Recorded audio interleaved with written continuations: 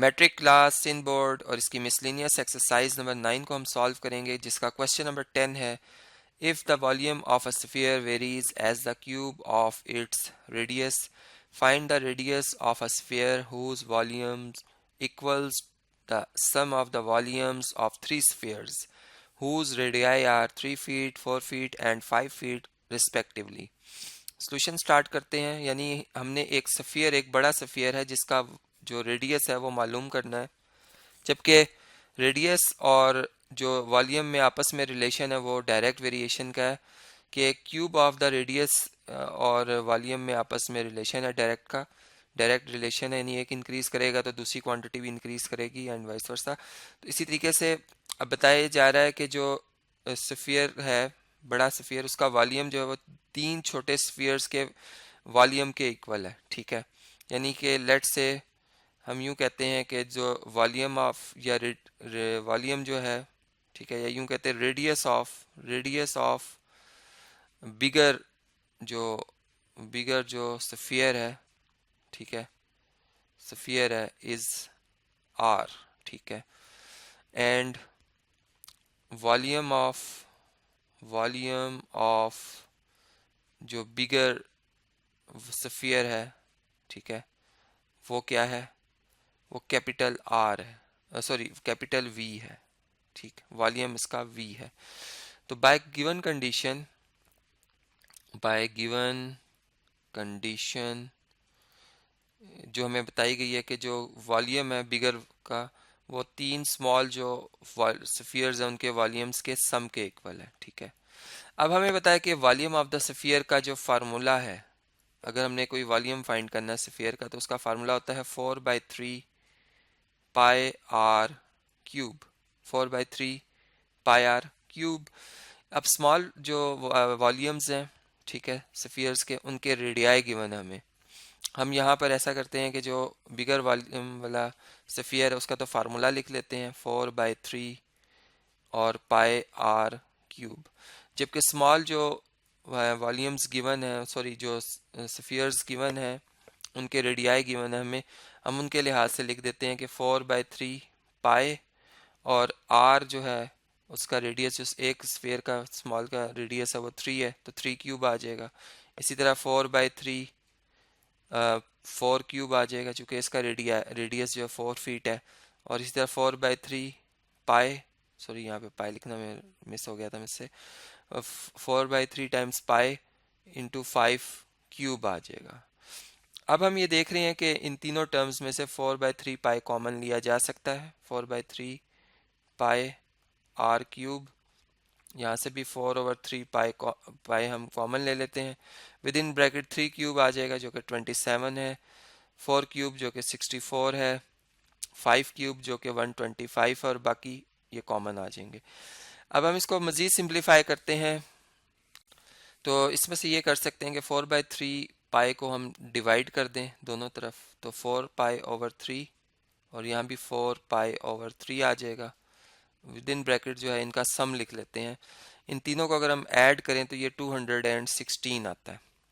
ठीक है, और ये कैंसिल हो जाएंगे, 1 आ जाएगा, यानी आर क्यूब की वैल्यू जो है वो 216 आ गई है। अब ये बात हम जानते हैं कि 216 जो है वो 8 का क्यूब है। अगर हम 216 के प्राइम फैक्टर्स बनाते हैं, या सॉरी इसके फैक्टर्स बनाते हैं 8 के हिसाब से, तो 8 के हिसाब से देखें तो 8 को चेक कर लेते हैं कि किस नंबर से मल्टीप्लाई करने से 16 बनता है। 8 को अगर हम मल्टीप्लाई करते हैं, चलें, 8 2 16, यहाँ पर 16 आएगा, और 21 में से 16 माइनस करिए 5, और 6 एज इट इज़ 56। 8 7 टाइम कितना होता है, 8 7 आर 56, और ये 27 आता है। यानी 8 को अगर आप 27 से मल्टीप्लाई करें तो ये कितना बनता है, ये 216 बनता है।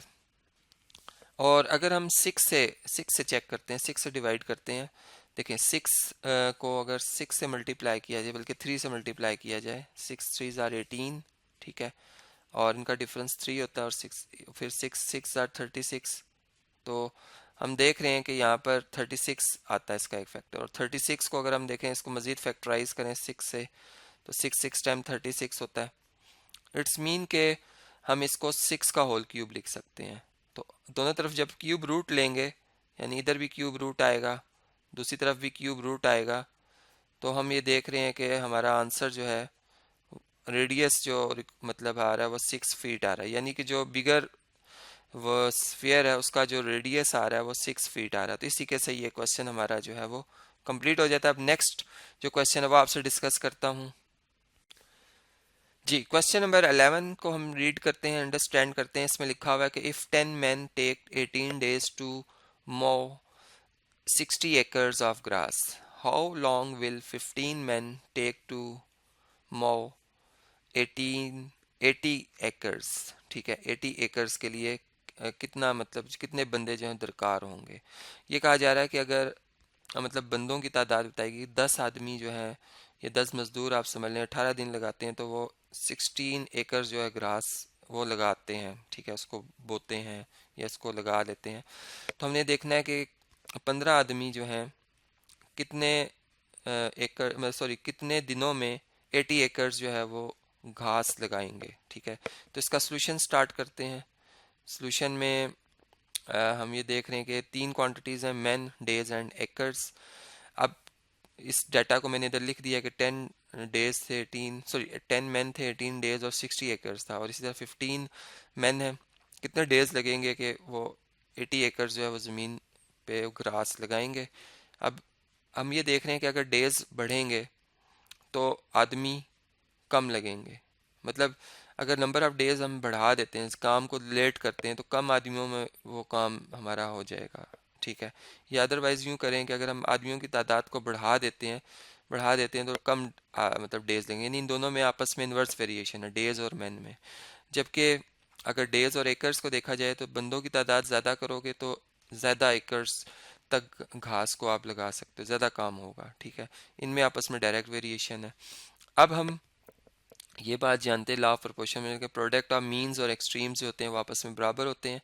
तो अब जो प्रोडक्ट ऑफ मीन्स हैं उनमें कौन कौन से नंबर आ रहे हैं वो मैं यहाँ पे लिख देता हूँ कि प्रोडक्ट ऑफ पहले मैंने एक्सट्रीम्स लिखा और यहाँ पे मैंने प्रोडक्ट ऑफ मीन्स लिया है, यानी जो लॉ ऑफ प्रोपोर्शन है उसको यहाँ पे यूज़ किया। देखें एक्स जो है वो एक्सट्रीम में आ रहा है, एक्स की रेशो 18 से लेंगे तो 10 की रेशो 15 से, यानी 15 जो है इसमें वो एक्सट्रीम है।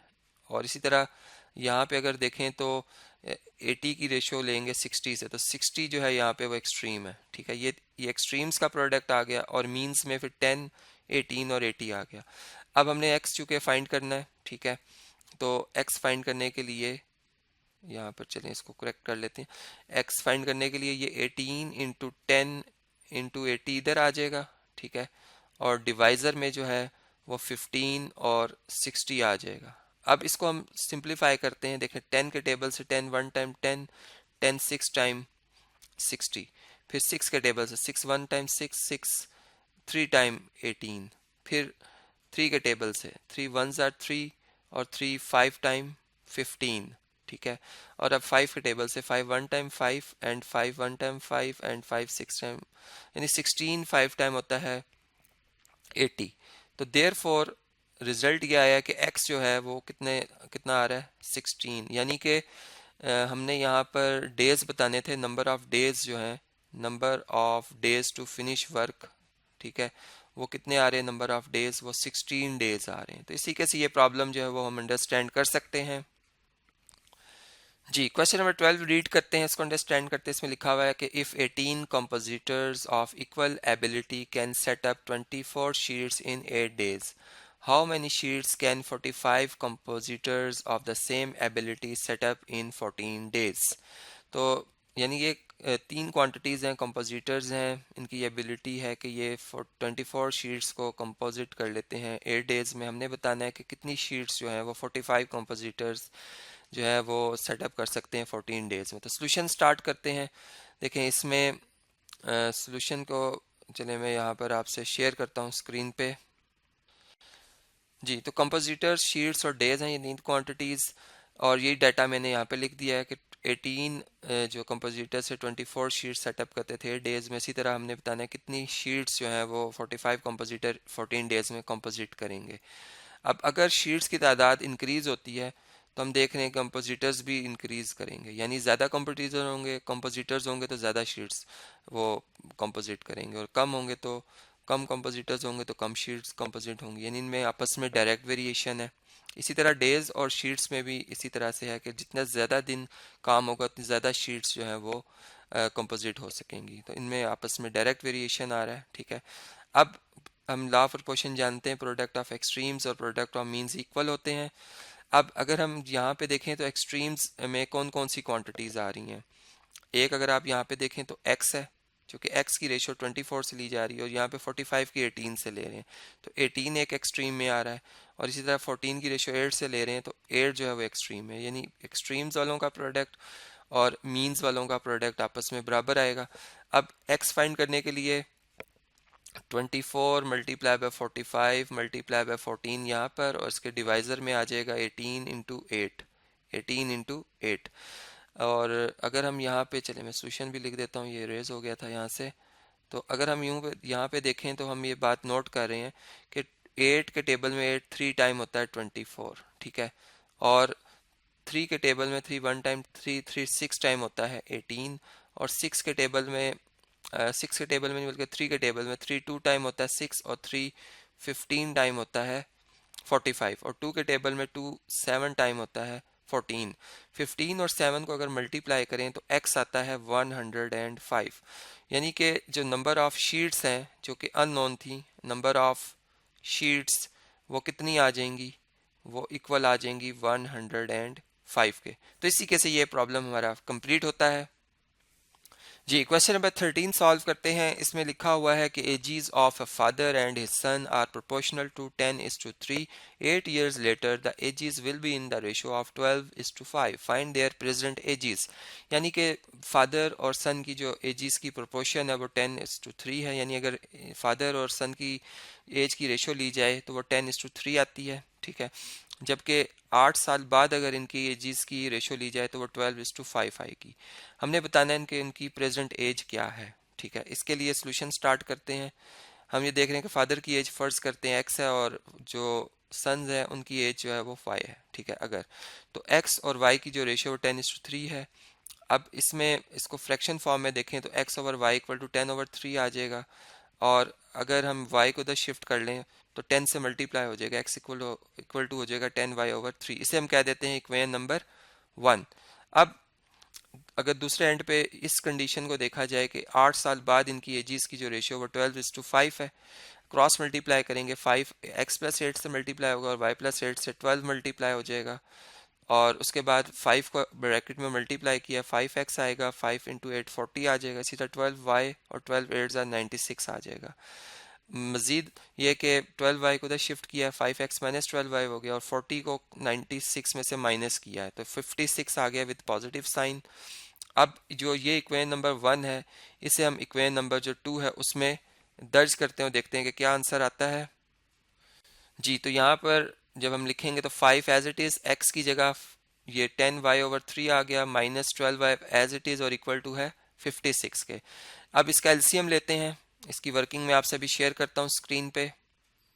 जी, तो ये आप देख सकते हैं कि एलसीएम लिया 3 आ गया, और 5 10s आर 50, माइनस ये 3 और 12 मल्टीप्लाई होगा 36, y इक्वल्स टू 56। अब ये 3 और 56 आपस में मल्टीप्लाई हो जाएंगे, और 50y में से 36y को अगर हम माइनस करते हैं तो 14y आ जाता है। ठीक है, और अब ये 14 इधर आकर डिवाइड हो गया, 56 को डिवाइड करेगा 4 आ जाएगा, और 4 और 3 मल्टीप्लाई होंगे तो 12। तो y जो है बेसिकली वो एज थी किसकी, सन की, तो हम ये कहेंगे कि सन्स प्रेजेंट एज थी वो है 12 ईयर्स। अब वर्किंग करते हैं फादर के लिए, तो y की जो वैल्यू आई है 12, इसे हम इक्वेशन नंबर जो 1 है उसमें पुट करते हैं। इक्वेशन 1 ये थी कि x बराबर था 10y/3 के। ठीक है, और इसमें इसकी वैल्यूज को अगर दर्ज किया जाए तो x इक्वल टू आ जाएगा 10, y की जगह 12/3, 3 12 को कैंसिल करेगा 4 4 10 से मल्टीप्लाई होगा आ जाएगा 40, यानी कि जो फादर्स एज है वो कितनी आ रही है, वो 40 ईयर्स आ रही है। तो इसी कैसे ये प्रॉब्लम हमारा कंप्लीट होता है। अब इस वीडियो को मैं कंटिन्यू कर रहा हूँ नेक्स्ट वीडियो में, जिसमें मैं इसी एक्सरसाइज के जो नेक्स्ट क्वेश्चंस आ रहे हैं वो आपसे एक एक करके जो है मैं डिस्कस करूंगा।